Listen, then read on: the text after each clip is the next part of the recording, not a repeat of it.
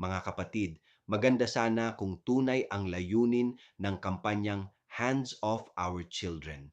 Pero paano kung ginagamit ito hindi para protektahan, kundi para takutin ang mga kabataan na nagmamahal sa bayan?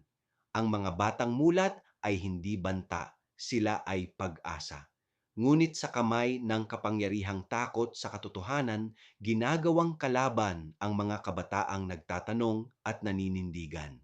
Ang pagmamalasakit ay hindi paninira at ang pag-ibig sa bayan ay hindi terorismo.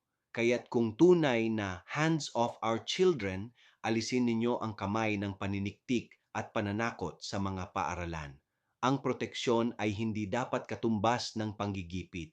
Ako si Padre Jesse Galilea, may pusong Pinoy, kasama mo sa pananalig at pakikibakang panlipunan. Hanggang sa muli, mga kapatid.